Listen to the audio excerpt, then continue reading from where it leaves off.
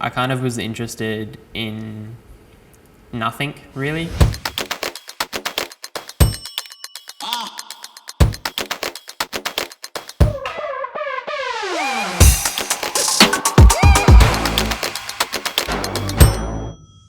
When you were young, were you picturing yourself where you are now? I don't think I would ever have seen myself sitting at a university studying a medical degree because I never seen anyone in my family being doctors or engineers or anything like that. But I think it's a massive achievement because I can show future generations and my little cousins and nieces and nephews that it's possible. When you were at school, what kind of student were you? In primary school, I did enough to pass and get through, but I was more worried about my sporting career.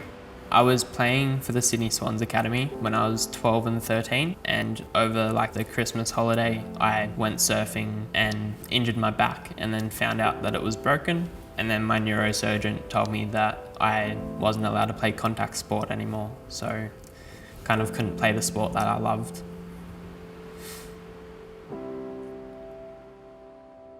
And then I went into the Big Picture program.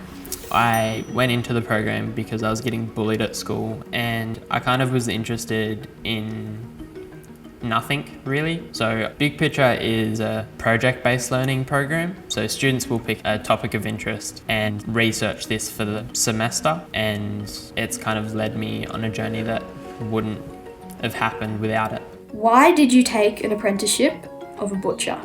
In Big Picture, I did a project on butchery and absolutely loved it. And then I was looking at going into a path of butchery and going down the trade route until I kind of started to research more about my injury, and my teacher kind of said, you probably should do more of that and go down the path of science, and then ended up where I am today.